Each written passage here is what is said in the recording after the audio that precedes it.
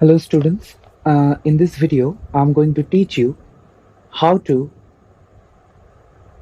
balance a chemical equation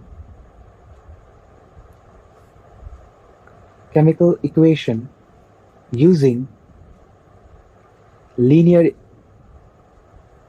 equations.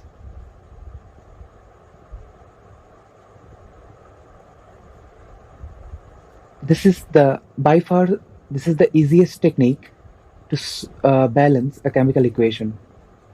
So for example, let's take a question. I'm going to balance this equation: nitric acid HNO3 plus H2S hydrogen sulfide arrow NO2 plus H2O plus S. Now this process is very simple. All you need to do is you need to put A in front of the first molecule, B in front of the second molecule, then C, D, E.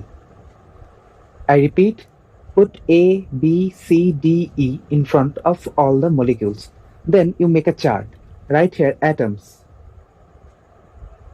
Make a chart and see how many types of atoms are there in the reactants. See, hydrogen, so write H. Then you have nitrogen, write N. Then you have oxygen, write O. Then you have sulfur, so write S. Now all you need to do is you need to form linear equations. What a linear equation, you will understand. Now see how many atoms of H are there. H multiplied by A, one atom, so 1 into A, which is A atoms of H, and in this case 2 atoms of hydrogen multiplied by 2 into B, which means 2B. So in your left hand side you have A plus 2B number, the number of atoms of hydrogen is A plus 2B equals to, and this side count how many hydrogen atoms are there.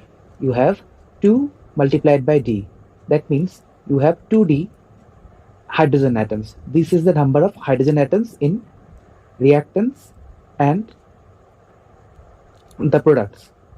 Let's see what is the number of nitrogen atom. In this case you have A nitrogen, and the number of nitrogen atom is A, and in this case number of nitrogen atom is C. I don't see any other nitrogen over here.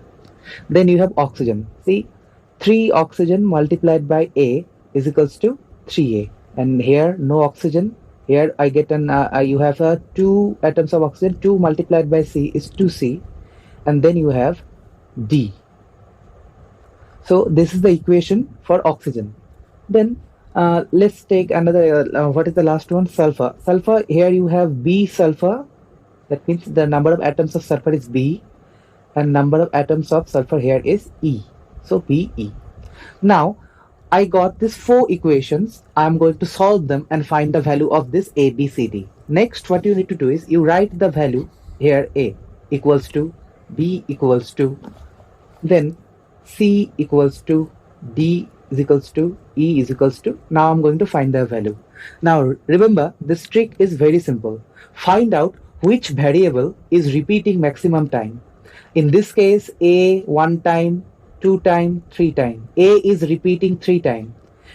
B and other numbers are not repeating 3 times, and only A is repeating 3 times. Now which number is repeating maximum times? I'm going to assume that number is 1. Let's assume A is 1. Now this is how your maths will begin. Now in this case, see, A equals to C.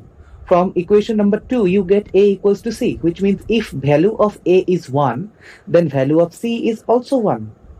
So now you have 2 values. Now take a look at this equation. 3, you have A, C and D. The value of D, obviously I don't know. Now let's see, in this equation, here also you get D and C. Now from this equation you get B and E.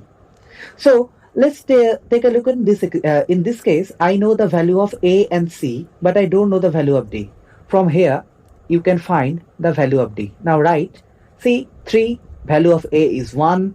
Now the value of C is also 1, so 2 into 1 is equals to D.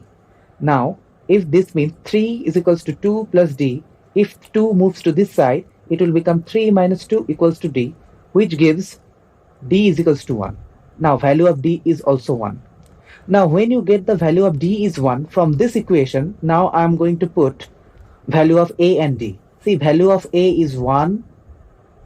Value of B is, I don't know. So I'm going to keep it B. The value of D, I also know that that is also 1. Now, if you solve this equation, then it will become B is equals to 1 by 2.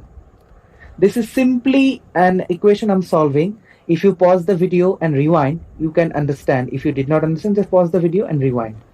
So the value of B from here I got half. Then what is the value of E? B is equal to E. So value of E is also half. Now I got my values of all the variables. See, 1 half, 1 1 half. Now remember, atoms cannot be broken in atoms. They usually don't break in normal chemical equation. Only it happens in nuclear reactions. So that's why I cannot keep any fraction here.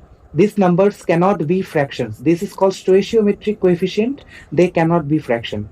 Now, how to make this number a whole number? Now take a look. The denominator is 2. So if I multiply this number with 2, this will become 1. And if this number also multiplied by 2, this is becoming 1. So now what you need to do, see, we have multiplied this 2 number with 2. You need to multiply all the numbers with 2. Now multiply all the numbers with 2. So 1 into 2 is 2, 1 into 2 is 2, and this is also 2. Now this is the result. This is your answer. Now simply, instead of A, you write 2 HNO3 plus, instead of B, you write 1. So you don't need to write anything, just write H2S arrow. Instead of C, you will write 2NO2.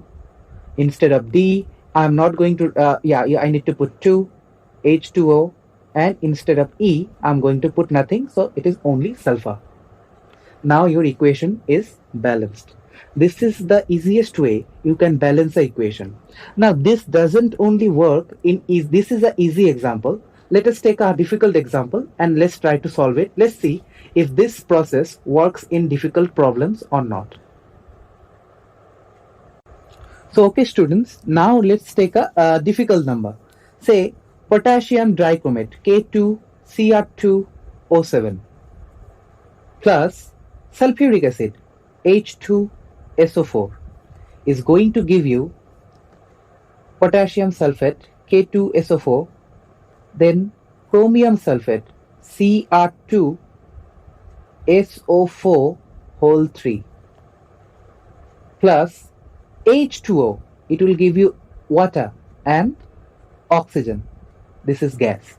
Now again, let's see. This is quite a difficult equation. This is quite a difficult problem. The balancing is not that easy, but I will show you how quickly you can use this technique and you can solve it. Just write A, B, C, D, E. Now write the name of the atoms. What are the atoms here? See, the first one is K, potassium, then chromium, then you have O, then you have hydrogen, then you have sulfur. Now let's find out now let's make equation of this coefficients. See, number of potassium is 2A in the reactant side, and in this side is 2C. Now if you simplify, the answer going to be is A equals to C. This is the first equation for potassium. Now let's make an equation for chromium. See, it is written 2A, this side 2A, and this side chromium is 2D. So 2D, which means value of A and D are same. That means A equals to D. Because 2 cancel, it will become A equals to D. Next, oxygen. Now oxygen is huge. See, 7 multiplied by A, 7A. Then 4 multiplied by B, that is 4B, equals to 4 multiplied by C, 4C, plus 3 4s are 12. Then D, it will become 12D. My God, see, 12D, 3 4s are 12, then 12 multiplied by D, 12D plus E plus, oh sorry, I forgot to write a number. You can here in front of oxygen put F, because here also need to put coefficient. So E plus 2 into F, it will become 2F. So this big term is the equation for oxygen. But don't get scared, this is actually very easy. Let me just show you. Now let's take hydrogen. Hydrogen is 2B, and in this side hydrogen is 2E, which means B equals to E. Now let's take sulfur. Sulfur is 2H. Sorry, here you have 1 sulfur, so B equals to, and in this case you have 1 sulfur, so only 1 C, and sulfur here. Yes, here we have sulfur. 3S into D, that means 3D. All the equations are ready. Now let's try to solve them. Write the values, write the name of the variables A, B, C, D, E, F. Now A is repeating 3 times, 1, 2, 3. So I'm going to assume A is equals to 1. Now if A is 1, then C is also 1, because A equals to C.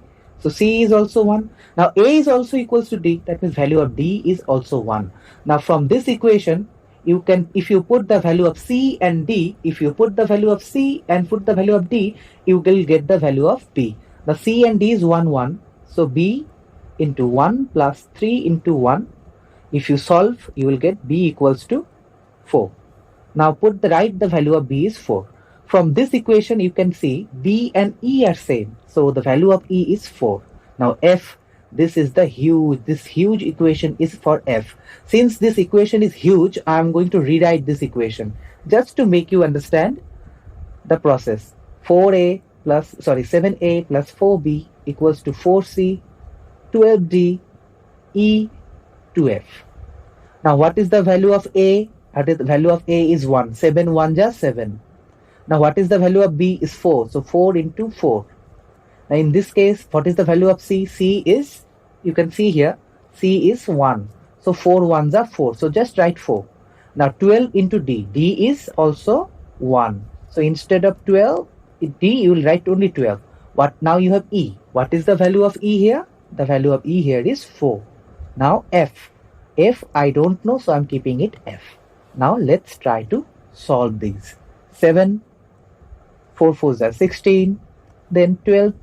This will make 12 4s are 16, 16 was 20, then 2F. Now these two numbers, if you add, they will make 23, and this, if comes to this side, it will become 20. So from here you will get 2F. So this is giving you 3 is equals to 2F.